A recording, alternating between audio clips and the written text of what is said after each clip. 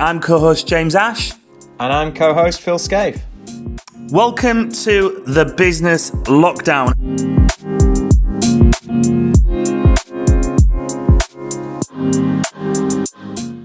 So welcome to today's show, none other than Mr. Jonathan Leafe. Jonathan Leafe ran arguably the biggest marketing agency in East Yorkshire. Jonathan and I rubbed shoulders many times with our time of through FEO. We've had Jan Brumby on the show. Jonathan, still a member. I recently came away from that, but still keep in contact with the guys there and see how everybody's doing.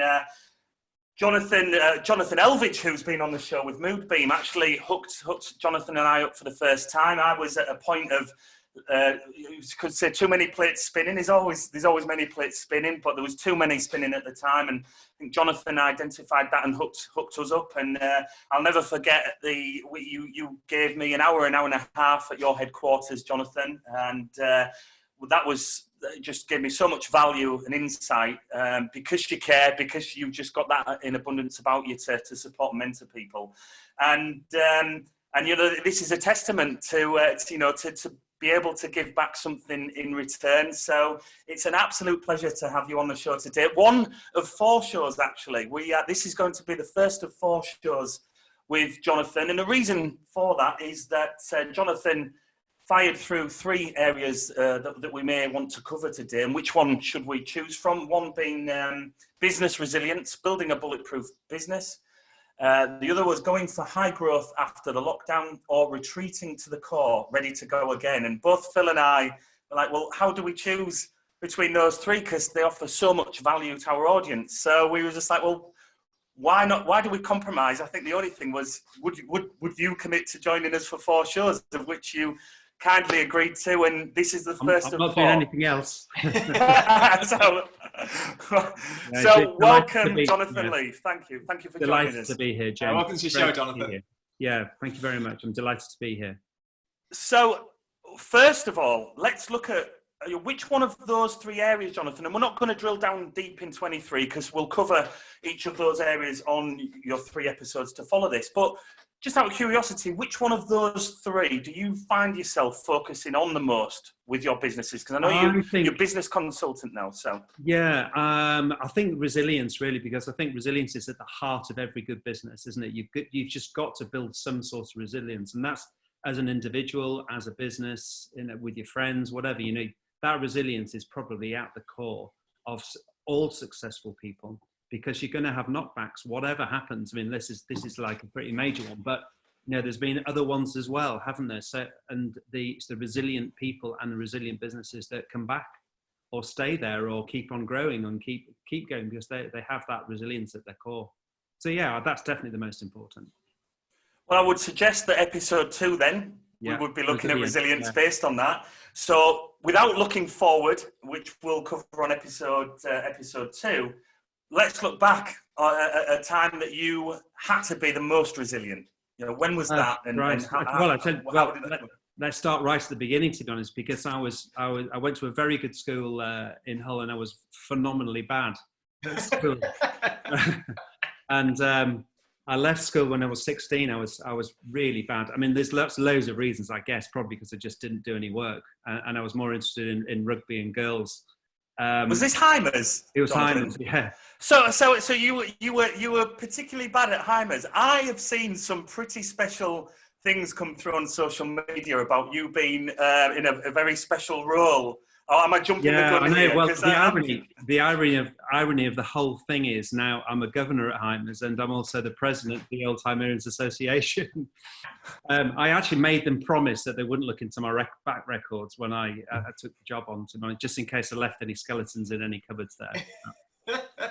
But that's a testament. Actually, I'll give a little plug for Heimers. A testament for Heimers. It gave me great confidence and amazing resilience. Even though I was there. I wasn't good academically, but it gave me tons of stuff that I've really used over the years. And I'm very, very grateful for that. But of course, it's funny how life carries on, isn't it? Because I left when I was 16, and within 6 months, I was actually recruited into Hull's foremost pop band at the time, which was called The Odds. And it was a chap called Stuart Mackerman who recruited me into the band. And of course, Stuart Matthewman went on to form Sade. So he's now a multimillionaire living in New York, and I'm still in touch with him from time to time. But yeah, so for 3 years, immediately after leaving school, I was touring the UK and Europe and making records, playing concerts all over the place, being on telly and all that sort of thing. So I'd lived the dream as a pop star for a bit. And I always remember my friends were doing their A-levels, and I was on stage in Stockholm University. I thought, well, fair enough. But we mentioned the link with Jonathan Elvidge. Now, you were in a very popular band. Yeah, well, that's with right. With Jonathan Elvidge's brother, Mark. Correct. Yeah, it was. Yeah, Mark. Yeah. So the odds migrated into a band called Moscow, and when Stuart left, he was the saxophonist. We thought, well, it was moving into sort of like more synth, and we wanted to move in that direction. So we recruited Mark as our synthesizer player. Yeah. So I worked with Mark Elvidge for 3 years. Yeah.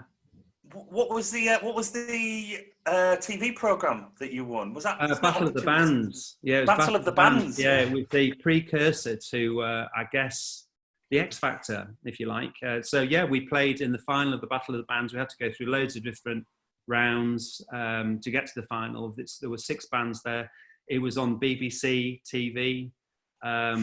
Played in front of 3,500 people at the Hammersmith Odeon. One of the iconic venues of the world, really. It's the most frightening thing I've ever done in my life, to be honest. I was absolutely petrified before I went on stage. And of course, the stage was bigger than most places we'd played. Wow.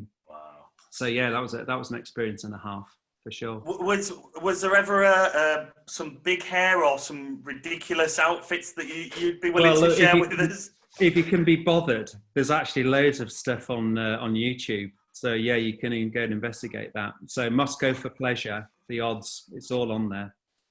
Moscow for Pleasure. Yeah, Moscow we might for have Pleasure. To, we had to check it. Yeah, well, because fast forward with the band, 10 years, not quite 10 years ago, about 7 years ago, it was Strawberry's 20th anniversary, and I thought, and it was coming up to my 50th birthday, and we got an opportunity to reform and play a one-off gig at the Party in the Park, and I said, no, we're not going to do that. Anyway, I rang everybody and said, yeah, we're all up for it. So we actually opened the show, Party in the Park, playing with Rick Astley, ABC, Bananarama. So we hadn't played for 27 years together, and we played in front of 5,000 people. Wow. And we liked it. So we changed our name at that stage, because obviously Moscow didn't work in the internet age. So we had to think of another name. So Moscow for Pleasure came up. No other connotations with that, of course. And we actually ended up doing another album. So I recorded this album, and this isn't very rock and roll, but the chap called Steve Harris, who actually produced, he's got a Grammy, a fantastic producer, and he produced the Kaiser Chiefs' first album. Anyway, I know him from playing down the golf club. I mean, as I say, it's not very rock and roll, is it? And he produced some of the tracks on the album for us. So it was great. That was a great experience. And then we played the album at Fruit in the Welly, just to sort of like get it off our chest. And so all of that's on the internet as well. So it was great fun doing that. So was business as really a result of the rock and roll dream being short-lived? Well, sort of that's what got. I mean, I obviously didn't have any qualifications as such. So I was really interested, and I got very interested in promoting the band and sort of managing the band. I was the youngest in the band, but I was the most sensible by miles, and I ended up sort of like organising everything. And that got me into sort of like the marketing and and that side of it. So I got a job in an advertising agency when the band sort of like stopped. And then that folded. It was a big advertising agency, but and then I ended up getting a job in Spain for 3 years, because I actually can speak Spanish. So I ended up being a marketing manager in a hotel in Spain. And when I was there, one of our suppliers, I went to see them, and this was bearing in mind, this was back in 1987, 1988. And in the corner of their little studio was a little Apple Mac. I'd never seen one before. And someone was manipulating type and graphics, and I thought, that's it, I'll do that. Came back to the UK, spent 15,000 quid on some Apple Mac equipment, bearing in mind it got like that bought you 4 megabytes of RAM and 40 megabyte hard drive. That's all it got you back in those days. But yeah, so started doing desktop publishing. And that business transformed. Was this your business? Yeah, so I started it. Yeah. This was the start of you going on your own? Yeah, exactly. So I was only 26 years old. So came back to the UK, set up a business doing desktop publishing, and then that rolled on within 4 years in 1993 to becoming Strawberry. Can you remember why, like in the late 80s and at that age, why you didn't come back and get a job doing that with someone else? How you decided that it was something you had to do for yourself? I've been surrounded by people who've had their own businesses. My dad had his own business. Right. I always had it in my head. I was just going to do my own thing, whatever it was. But I hadn't got a clue what it was going to be. Really, not an idea, because I really wasn't good at anything. I mean, I was in the band, but I wasn't particularly good at guitar. But I could jump around adequately, and that was and that was all that was required. So yes, I'm a bit of a jack of all trades, really. So and I felt that the design, because design and marketing, it travels so quickly. You can adapt your common sense, and I think I just happened to have a lot of common sense, I think. So I learned quickly. That's interesting.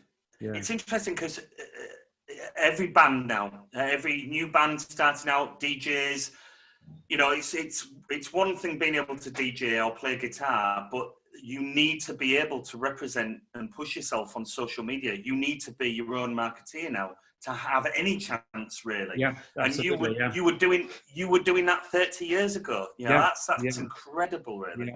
That's incredible. How did that look when you rubbed shoulders with other artists?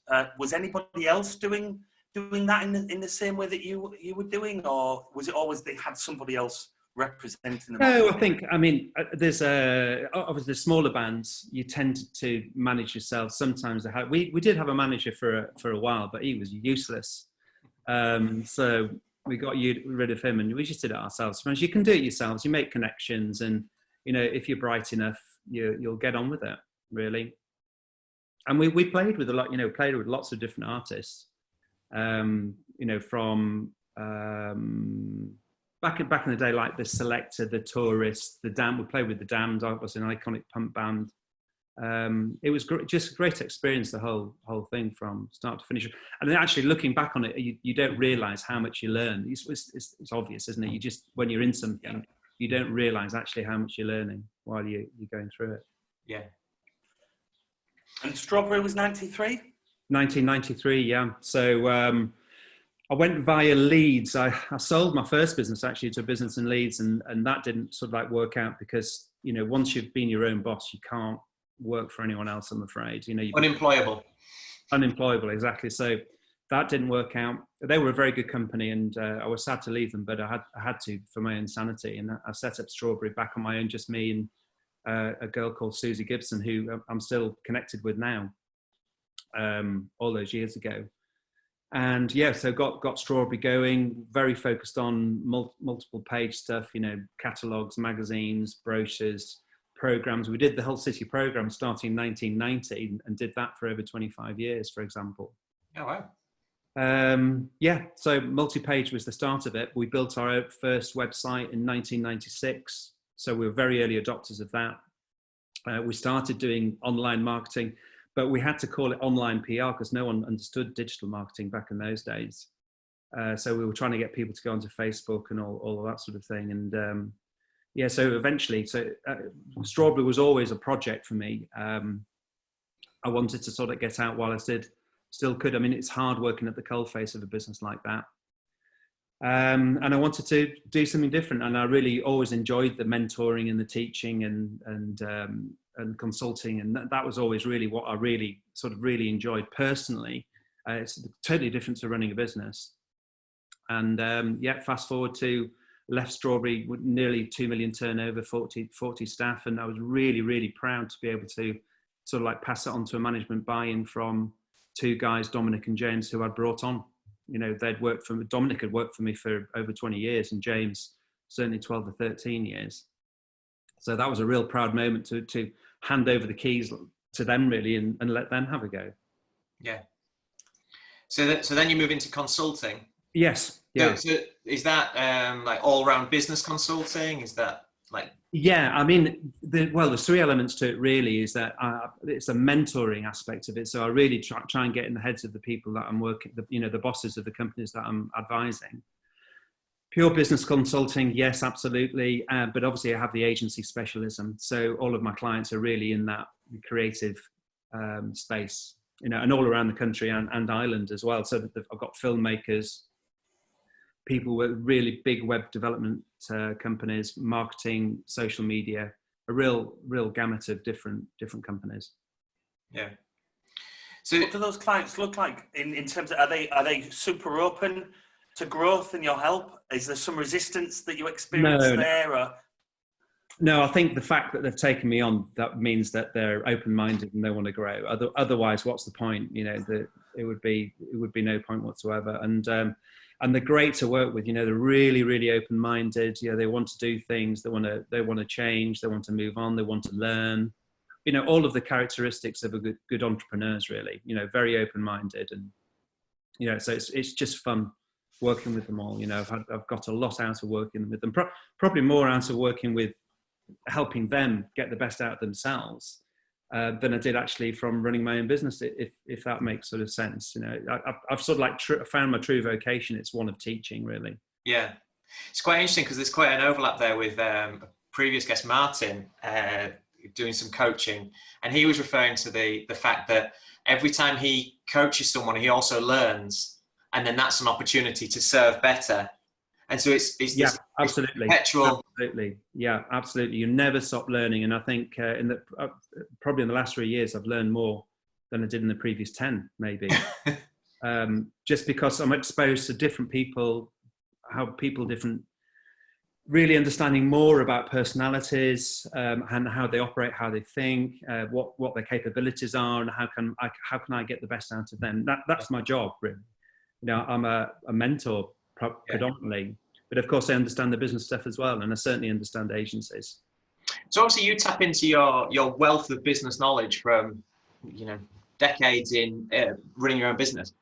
Do you also then actively learn, or do you organically learn and absorb?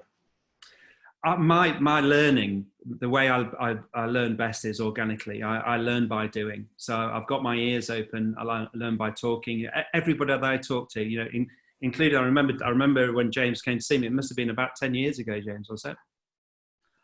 Won't be far off, actually. Yeah, something like that. I mean, I remember. Yeah, what we was a while ago. I remember you walking in the office, and I remember our discussion. And that sort of, I've got a really good memory for people, and I'm listening and I'm learning every time someone says something to me. I'm processing it, and keeping the good bits, and so I can use that later. Or but for some reason I've got a good memory around those sort of things. Sadly, at school I had no memory for anything. It's come later.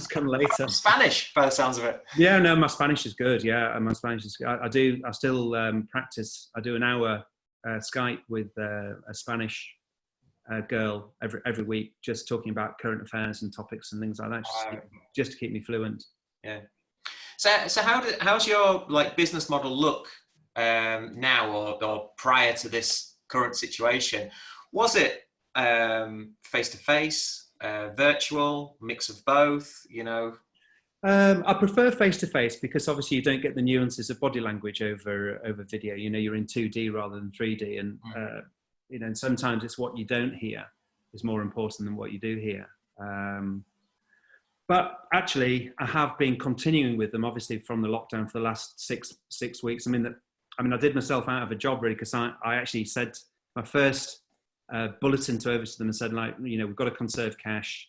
We've got to see where we are. So you've got to cut overheads. And I'm afraid I'm one of your overheads. So I'm cutting myself out. So I sacked myself from all of them. But I said I'll continue working for them for the foreseeable future, but just don't pay me, because I can't give them advice and then saying, but forget everything, still pay. That wasn't going to be how I was going to work.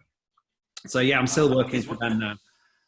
if there's one way to put yourself forward for a long-term working relationship, that is it, right? I mean, yeah, I'm sure I speak for all three of us here, where you come across people that just don't get it. They think so short-term, you know, those quick wins, quick fixes, and they don't see the bigger picture, and they either don't have the patience, or they want to, you know, they just want to achieve stuff now, and that's all that matters. And I know we caught up the other day, and you told me about that, and you think like that really resonates with most people, if not all, that we're connected with, certainly who have come on this show, our network. You know, it's just like, right, what can I do now? Just offer value, give value, and strengthen all of our clients, our relationships as much as possible. Exactly. Now's the time for strengthening those relationships, for sure. And I've always been of the opinion that, you know, the good go far, and, you know, giving is good, and give back where you can. And look, who knows? It doesn't matter if I get something back.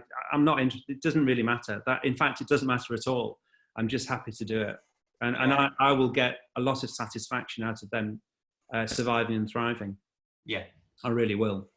You know, and that means more to me than anything, really. Yeah.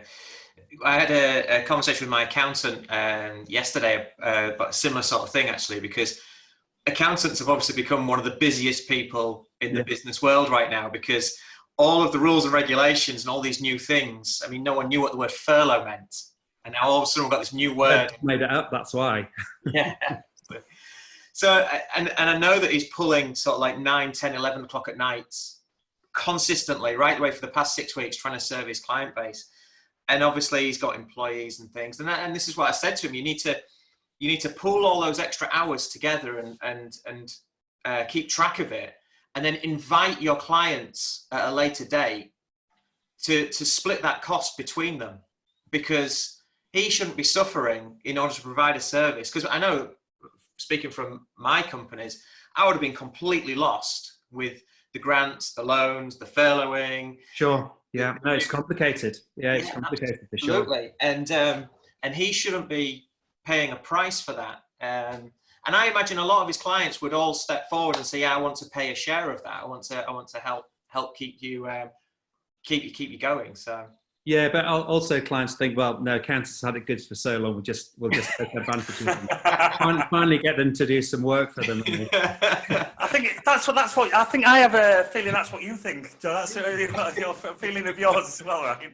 No, but you're right. You're absolutely right. Because I mean, but my opinion is that we're all in it together, and actually we should be sharing knowledge and advice and best practice, because, you know, even when I was at the height of Strawberry, I tried to reach out to all of my, if you like, competitors around the town, and just be, you know, get to know them, and then, because whilst we were sort of loosely in competition, we only crossed paths very slightly. So, but it's better to know everybody. You know, I think even more so in a small place like Hull, perhaps. But, you know, we're talking across the globe here, aren't we, with this podcast? Yeah. It's certainly better to worry about what you're doing rather than what your competitors do. Oh, 100%. Yeah, for absolute definite. There's no point in thinking what they're doing and things like that. You know, just if you concentrate on your what you're doing yourselves and take advice from other sources, then you'll always be okay. Yeah. Absolutely. If you could take yourself back to any 3 moments in time through your business journey, Jonathan, that would create a feeling, you know, whether that's satisfaction, enjoyment, excitement. Now, what would it, if you could go back in a time machine and go, you have a minute or two back in that one moment, which 3 stand out to you and why? I think there's one that stands out. Well, obviously, exiting the business was a big moment. But going long way back to about prior Strawberry, must be about 1991, and we just lost a massive client, and big lesson, really. Massive client, were too big for us, but they'd gone, and suddenly thought, I was scratching around, and I was just making phone calls after phone calls, and I really got busy. And then one day, within a week, I remember just putting the phone down on a telephone call, just went into the main office and said, "We're back in business," and I replaced the client with better, and that taught me a big lesson. You know, that's you get on your front foot, soon. You don't wallow in your own self-pity. You don't sit there and think, I'm screwed. You just get on your front foot and you make it happen. So that's probably my biggest lesson ever, actually, James. And I actually remember it like it was yesterday. And I've never forgotten that. And every time, I used to annoy the hell out of the senior management team at Strawberry, because anytime anything went wrong, I said, wow, we've got an opportunity. And they go, what do you mean it's gone wrong? So no, this is an opportunity. Let's find the opportunity. And we always did. Yeah. Yeah. And I'm still got the same mindset. How did you celebrate the sale of Strawberry? Was it a celebration? Oh, I love that. No, it wasn't a celebration. Are you able to talk about that on air as well? Yeah. No, it wasn't a celebration. It was the end of a journey, and I was delighted to be able to hand it over to two people that I knew very well and that I'd brought along. That Dom joined the business as an apprentice, and James joined the business as the first person in the digital department. So they came on this journey with me, and it was a real proud moment. So I felt proud. That's how I celebrated, I guess. And then I went on holiday, and I think that was it. I sort of like appreciated clearing my mind. I think it was because when you're at the coalface, you'll know running a business. When you've got clients, staff, overheads, it's relentless, and it's an energy sapper, and sometimes it's hard to stay positive, but I always managed it. Well, and the thing, whenever you feel just at a point of we've got a handle of this now, something changes. Bang. Yeah. Certainly, when we look at this period of time that we're all experiencing, not to say that we by any means had a handle on anything that we're doing, but this has certainly pulled the rug. Yeah, but challenges are what define you, aren't they? That's the truth of the matter. Is anybody can run a business when you're going downhill and you've got the wind behind you and the economy is growing and you're on turbo boost and you pick the phone up and you want a new client or a job goes really well, and anybody can run a business in those circumstances. Literally anybody. It's when you get the knocks. It's when you get you start having to go uphill into a rainstorm, thundercloud. That's when it defines. That's what defines you. It's how you cope in bad situations is exactly what defines you. Yeah. And of course, that's what you're trained for. Well, Phil and I were talking this morning, and was it Sam Ovens that you were love that? Well, I'll never forget the conversation we had this morning that you spoke about Sam Ovens and his business and how he disrupted everything he did for his business. Was that right? Yeah. So the discussion, and we should link to the video because it's a really worthwhile watch. It's a discussion about businesses live in either chaos or order, and they can fail in both areas equally. Absolutely, yeah. One being organised and safe and going through the routine, like Blockbuster, get taken out by a disruptor. Others living in chaos without the plans and the routines, and whenever it's working, they try and bring in new products and new services and things and mixing it up, can fail equally. And so what he does is he tries to bounce between the two and live in the middle area. And while his business was growing and being successful, he identified this. And so in order to create order, he grew his hair long. He's usually short. He talks about... I tried that. He talks about how he's only ever had an iPhone, and so he switched to an Android phone, which also helped him develop software for the other half of the world that doesn't have the iPhone. Just to introduce this chaos. And when you look at the video previous to this one, he introduces heavy metal into a marketing video, which he hadn't seen done before. Again, just throwing in chaos. And this video was from the beginning of the year or late last year. But when you watch it now, sat in the middle of COVID, which is just the ultimate moment of chaos, which is just forcing every business owner, whether they want to or not, to be in chaos, either because they're too busy or too quiet.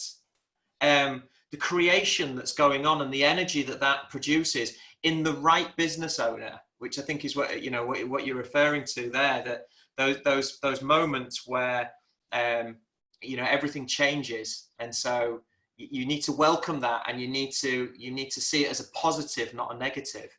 It was well, like I say, we'll put the link to the video, because it'd be really interesting to see that. I mean, you're right, of course. You've got to get that in balance. I mean, and that actually is a skill which is beyond the very, very vast majority of people, because they either don't. I mean, bear in mind, you've got to have some sort of resources as well. You've got to, that describes a business that's got a solid base, that's actually providing revenue, so you can have chaotic businesses and just see what flies. And that's absolutely right. There are other big businesses, of course. I mean, Smith and Nephew is a prime example of that one. And this is probably another epiphany that I had that I didn't realize. I climbed Kilimanjaro 4 years ago, and as part of that, I did some training with as was the old chairman of Smith and Nephew, because he was sort of like helping us with the sponsorship and everything. And I spent we did the Yorkshire 3 Peaks together, so I got the time to bend his ear for like hours. And and Smith and Nephew have been going over 150 years, and he said the reason that businesses like that are so successful, that albeit this might not sound chaos or disruptive, but they're changing their inventory every 3 years by 30%. I mean, that's a 4 billion turnover business, and they do enough. Their R&D is so great that a third of their inventory changes every 3 years. I mean, that's disruption. Yeah. But on a massive scale. So it's not. So it got me thinking about that, and actually, that's exactly what I've been doing all my career. I never realised it, because all the time I just wanted to change the business. We had to be doing different things. We could not. If you stand still, you're already travelling backwards. And growing, that isn't necessarily growing. That's just updating your model, so you're actually ahead of where you need to be. Yeah, well, I mean, looking at Strawberry, starting off with websites and being such an early adopter as well. So you're educating people, you're selling them into websites. Then comes SEO and Google, and SEO doesn't stand still. It's always changing the algorithm. So it's a constant, in digital in particular, constant. You can't chase it. You've got to be ahead of the curve, definitely. Yeah. I mean, and I think that's the difference between really good businesses and Me Too businesses, is that the really good businesses are actually chasing the curve. They're already looking over the horizon and what's coming next. Yeah. And that's so important. It's so important in every business.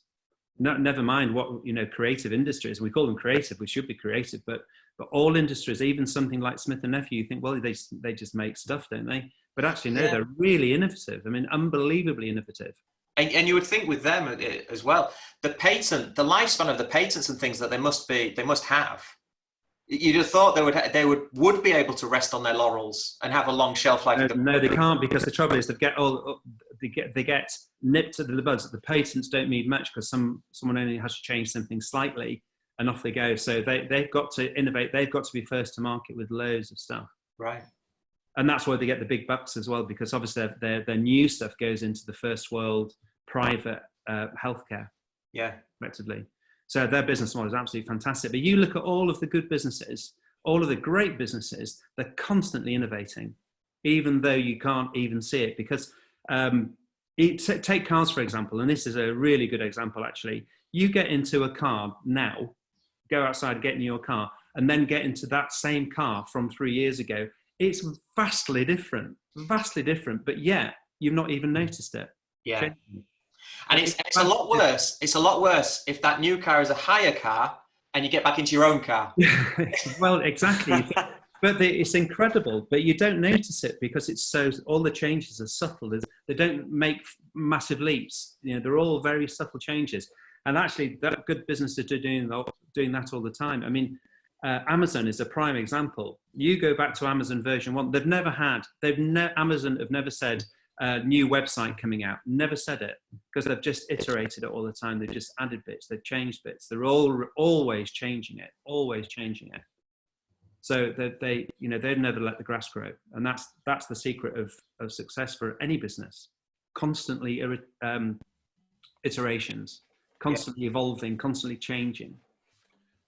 Well, yeah, and I mean, Amazon is a great example. The library of facilities and directions that they now go in just in order to, because the innovation isn't straight line either, is it? No, it's not. No, absolutely. And when you talk about, I mean, that's why when you, I get slightly, I know we talk a lot about disruptive businesses and chaos and things like that, and changing the model for things like that. This is like a very, very, very, very small percentage of what's going on in the economy. We need it because we need those people to do those sort of things. But actually, generally, the economy is moving, is innovating all the time, but it's so subtle you can't see it. Yeah. So you've got to build innovation at the heart of your business is what I'm talking about. Really important. With that in mind, I'm curious, if you could be the CEO of any business, any company around the world, which would it be and why? What would I'd love to be part of that, because there's a question. Well, I don't think so. I was going to say, James, what's yours?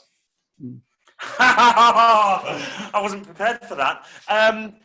Any company around the world. So now, first one to come up with one, dive in. You've stumped me. It would have to be. There's a techno music label called Drum Code, and I just love what they do. They travel around the world. They put amazing events on, and their record label just encourages loads of really cool producers and puts them on a platform. And then, they've not only got their own company and label, they put on their own festivals and events that they bring their artists into. I love dance music and techno, but in terms of a business model, it's just amazing. I really love that. So I would do it because it'd feed that creative being, as well as musically, and the business model's phenomenal. And travel, which of course, all of those key areas: business, travel, music. That would be I've got three as well, actually. One is really, I'd like to be inside Facebook. Facebook would be the one for me, because I think Facebook could do so much good. I think it lost its way very quickly because it was just traveling so rapidly and so much stuff that was out of its control. But I think they've sort of got back on track and they know who they are again. I think Facebook would be a really, really interesting one to get involved in. My hobby one would be a guitar company, and my favorite guitar brand is Rickenbacker. I don't know if anybody have heard of them, but they're really sort of like they are a Hicksville organization in California, and all Rickenbacker players and owners absolutely love them. They're so geeky towards them, but it's such a weird organization. I'd love to get inside that one. And then the other one would be an airline, just because that's my other geeky passion. Yeah, just inside an airline like that. An airline, yeah. The benefits of an airline. Yeah, I'd like to get flown first class everywhere. Well, I mean, if you were CEO of Facebook, you wouldn't essentially need an airline. You just have have your own jet, wouldn't you? Yeah, I'd have a Gulfstream 650. That's what I'd go for. Yeah.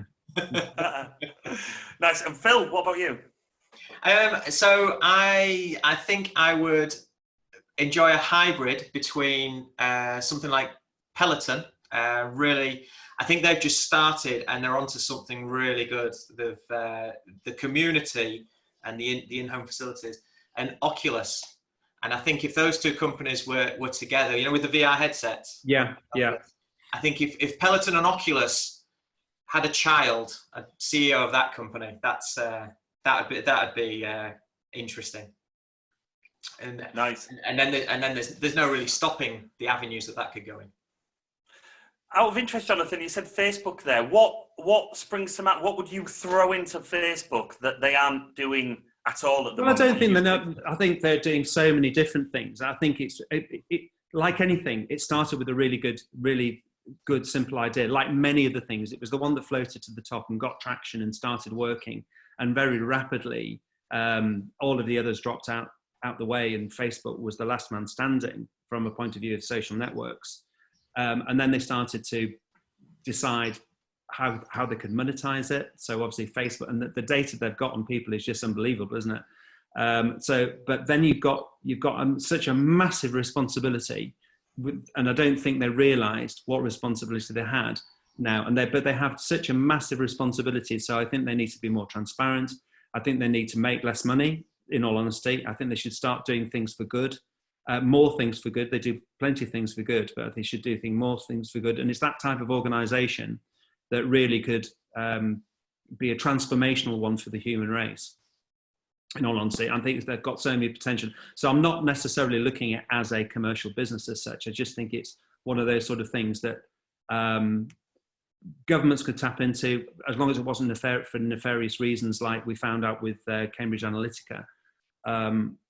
But if they could tame that and actually make it a force for good, gosh, what a powerful engine that could be for all sorts of things, for medicine, for diagnosing, for interest, for keeping people together, all sorts of things Facebook could be good for. Yeah. That's my, but to be honest, in all honesty, James, as you probably realise, that is my philosophy behind most things. I think you should do things for good first and foremost. And actually, often commercial success will just follow by default. You know, that is the byproduct of doing something. Well, look at this channel. This was purely off the back of, and we've mentioned this a few times, we've been procrastinating for a year, buying different equipment. Should we go down this route, go that? And there's always something more pressing than starting a podcast. Because once you start, consistency is key. You know, your audience needs to know when your episodes are coming out, how they look, what areas you're covering, who you might have on the show.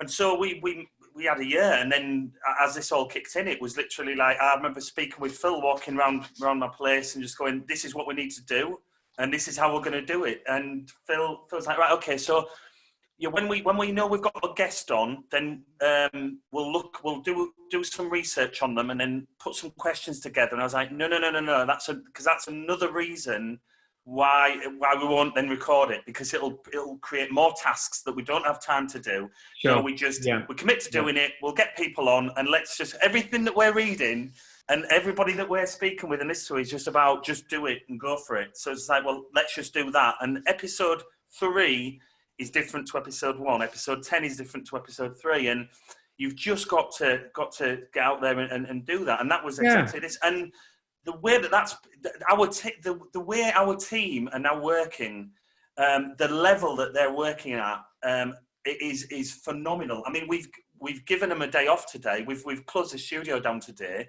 because they're all working, not only in terms of time, but they're so committed from themselves as a result of this. Because we've all jumped on board, we've switched the business around, we're connecting with literally thousands of people, and after every episode, the way that we're able to feed back to the team, because we create a folder with all of the copy and the logos and web links and all of that, and we create a folder, and it's so great going back to the team and just going, oh, we've had a great episode with that, and they're all looking forward to listening to it, whether it's a podcasting route and putting it all together and putting their personality and expertise on it. It's massive, and this is only a result of us going, right, how do we help and reach and connect to as many people as possible? Yeah, absolutely. I mean, actually, there's a real, just to sort of build on that. I mean, this is a slight. I know we're going to be talking about this in another episode about building resilience, but the most important business tip I would give to absolutely anybody is actually just focus on your clients, because actually if you keep giving ideas to your clients, you will just keep rolling forward. If you keep thinking for your clients, they will not only thank you for it, but you'll probably get some extra business from it as well, and you're more locked in with them as well. So you've got to become a partner. You've got to see that client as your partner in your business to take you and them forward. And I think that's forgotten because people think business is transactional. And I actually don't believe it is. I think it's all to do with relationships, 100% to do with relationships. Clearly there are transactions going on, but that is because of the relationship happening. Yeah. And people who think, really, in most businesses, people think, well, it's, I'm selling my hours and my time. They're not. You're selling your value. You're selling your ideas. And it doesn't matter what business you're in, the same applies. So it's a big, strong core philosophy that I've got. And it works. It really works. But you've got to be in the right mindset to do it. And there are people that will never get that. And I'm sure you like we do. You come across those people often. And I touched on. I think I touched on the episode with Martin Johnson, the last episode with Martin Johnson, And I've got better now at realizing, of just taking a step back and realizing that you're not able to change every business or everybody that you speak with, because they're either not ready for it right now.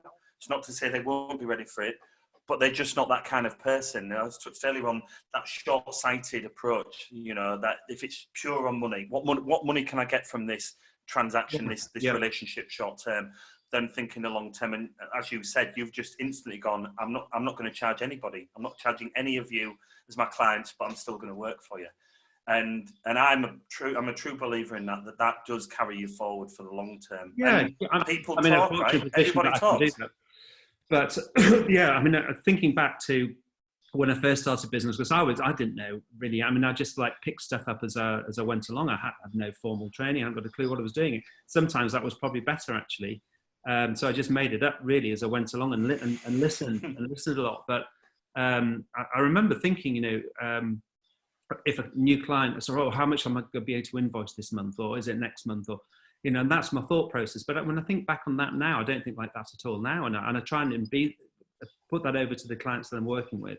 Don't think like that. So when a new client comes on board, don't think how much you're going to make out of them today or this month or next month. Just think the journey that you go on together as partners over the next 5 years. What's that going to be worth to both of you? And suddenly the conversation has changed. Yeah. And suddenly you're moving forward with that client with a common goal. And it's a revolutionary thinking in lots of ways. Well, people do it, perhaps they don't realize they're doing it. I remember watching a seminar with Hannah and Helen from H&H, who we've had on the show. Amazing.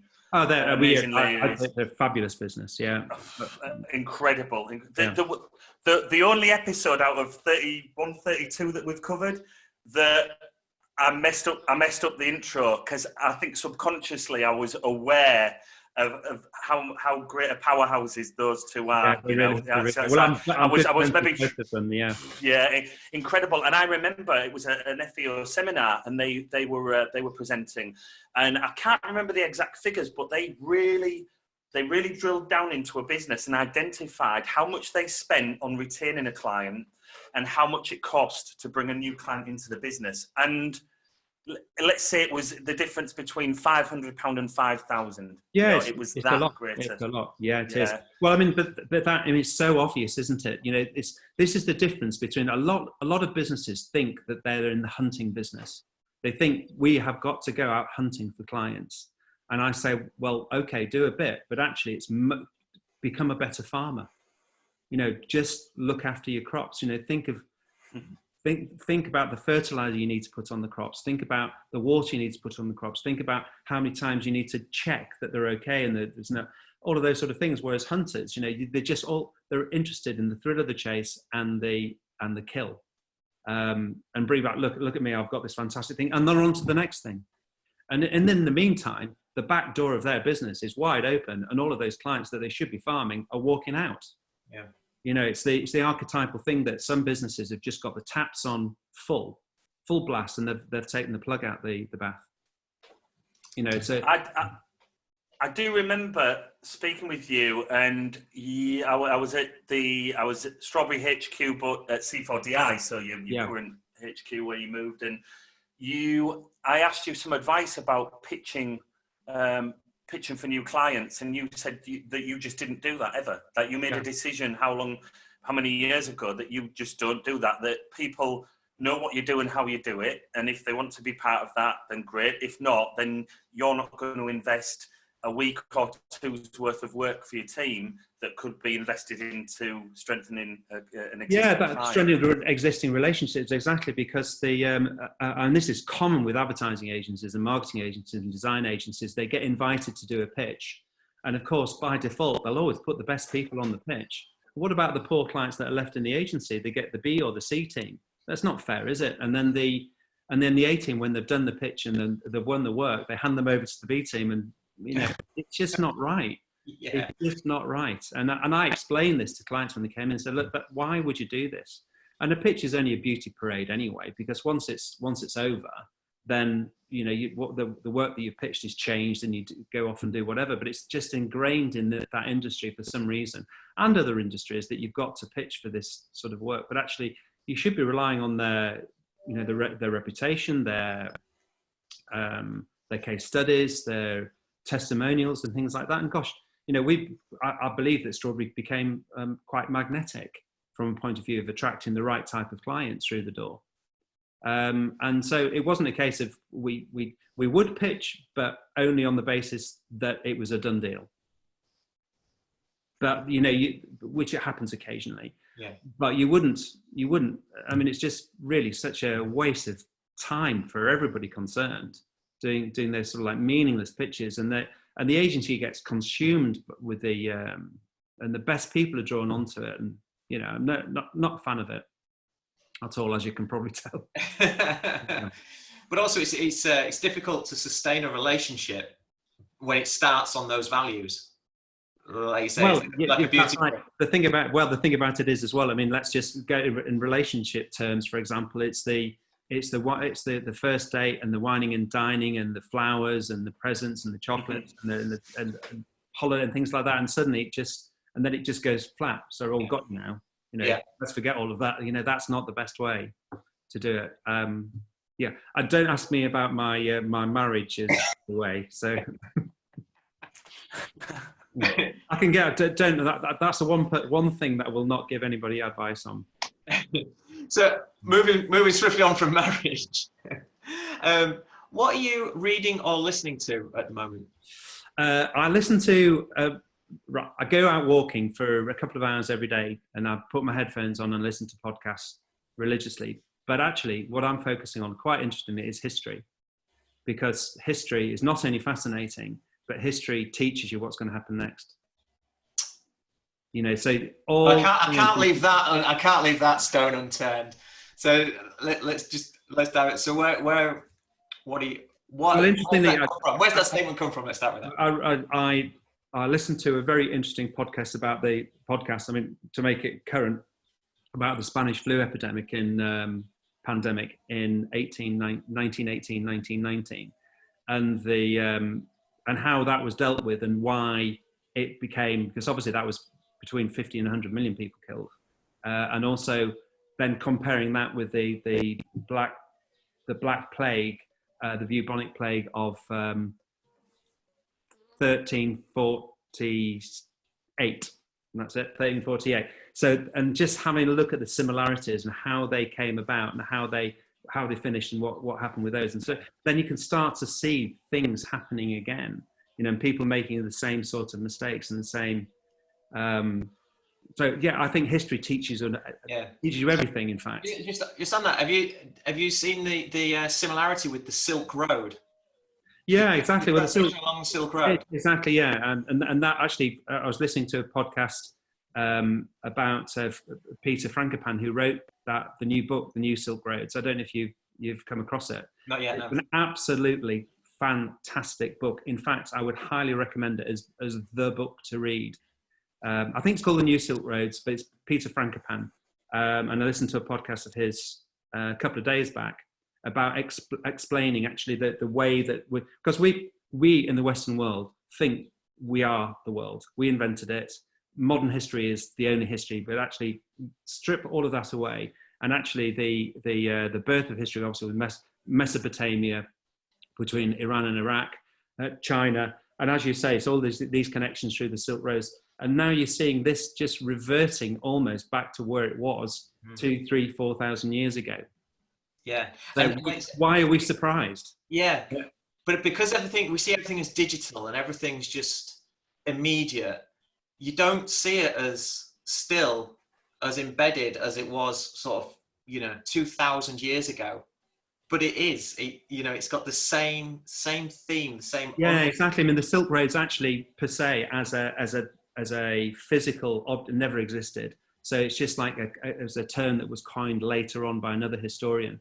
But it's the principle is exactly the same. It's the trade routes, and of course the trade routes brought other things as well, and diseases, for example. So the plague definitely came from the east originally, and then that with traders eventually got into Europe and killed half the half the European population. Half the European population was killed in 1346, 47. And meanwhile, history was carrying on.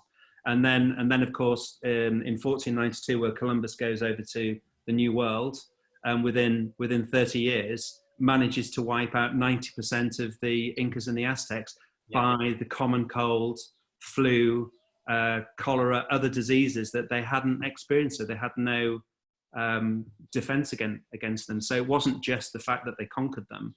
They killed them, but inadvertently. Yeah. So looking back at it teaches you everything. Yeah. Looking back at history, would you say you're a conspiracy theorist? What's your thoughts on conspiracy theories? No, I'll leave that to Trump.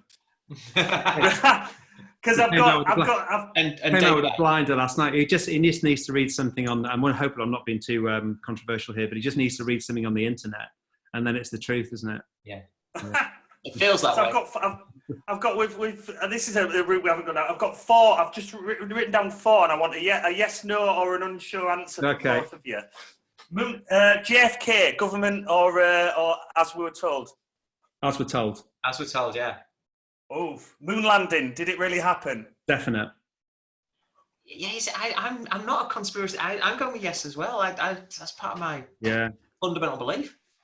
9/11, inside job? No. Al-Qaeda. Didn't happen how it looks like it happened, was it? But happened through the same people, but not with the airplanes. Something. Don't worry, Phil. I've got a VPN on. America won't track this to your current location, so you're safe as can be. Yeah, the CIA are on the way. I'm going to stay on my fence just for the purpose. Yeah. With your Ron Seal in one hand and your paintbrush in the other. COVID-19.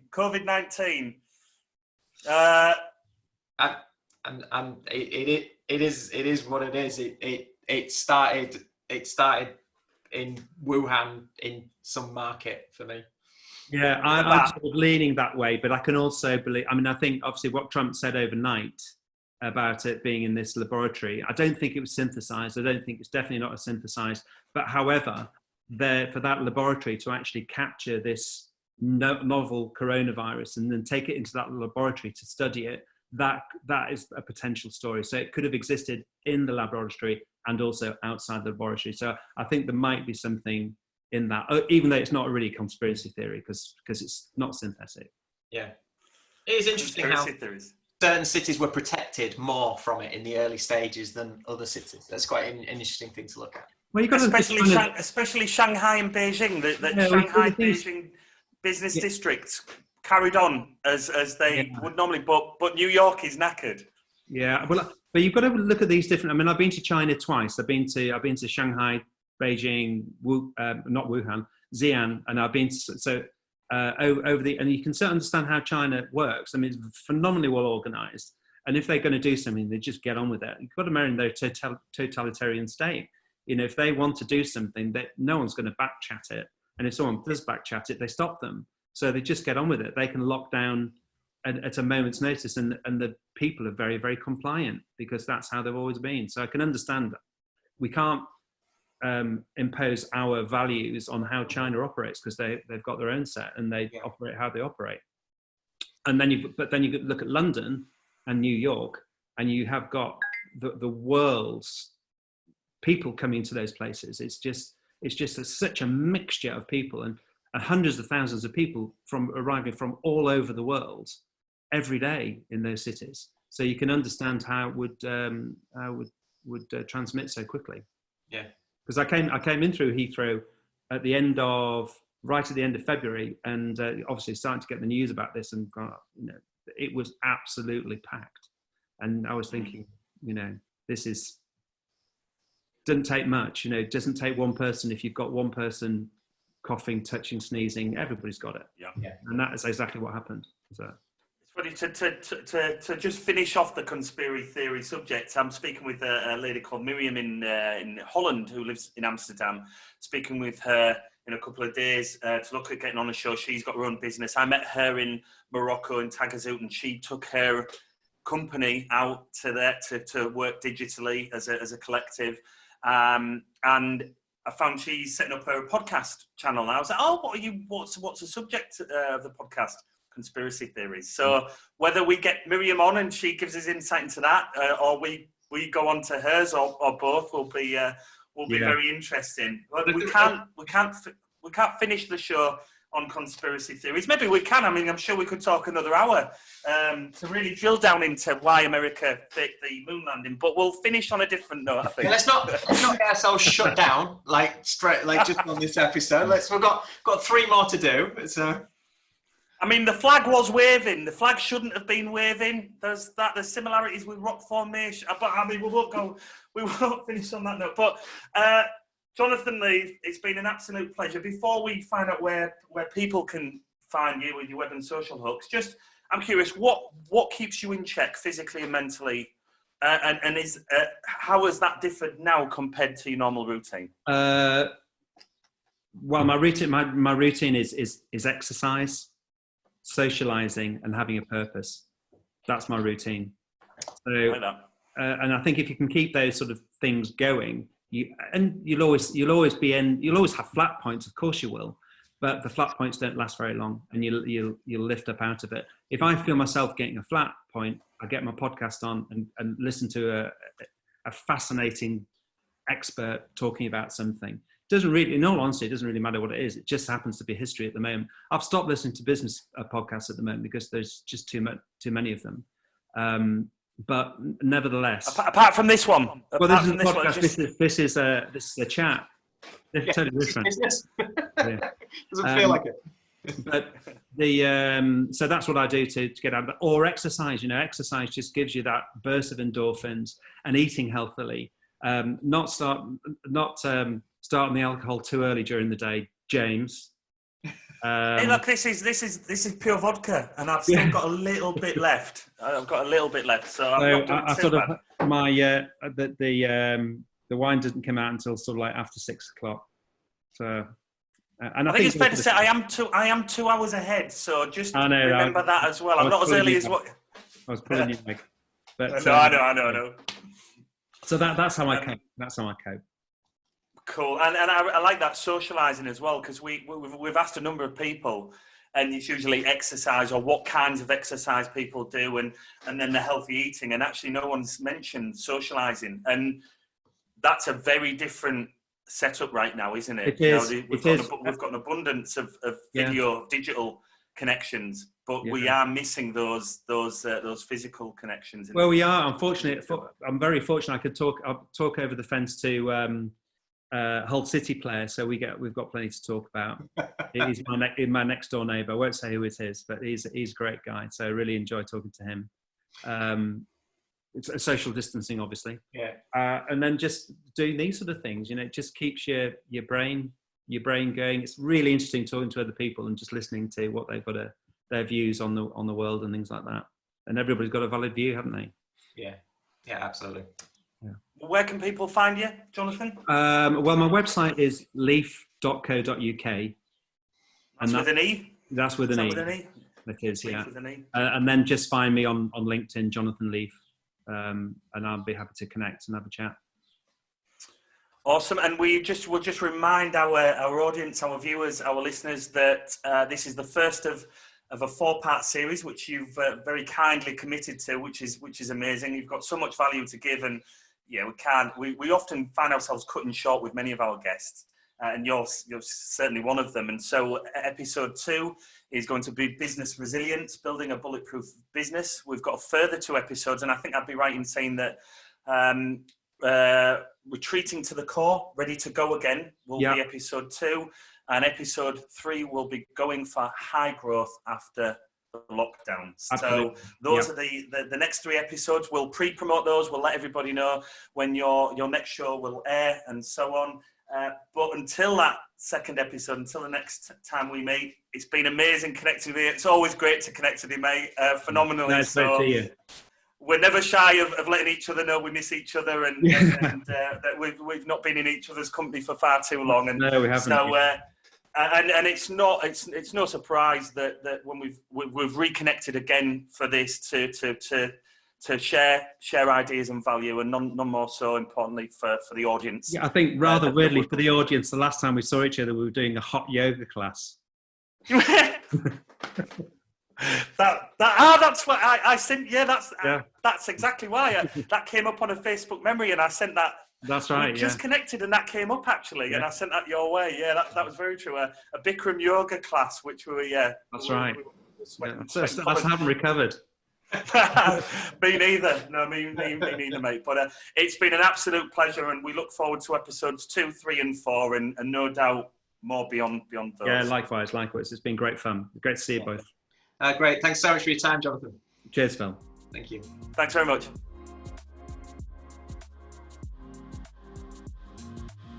Thank you so much for joining us on the Business Lockdown. Please comment, like, share, and subscribe to help build our global community. We look forward to seeing you all soon.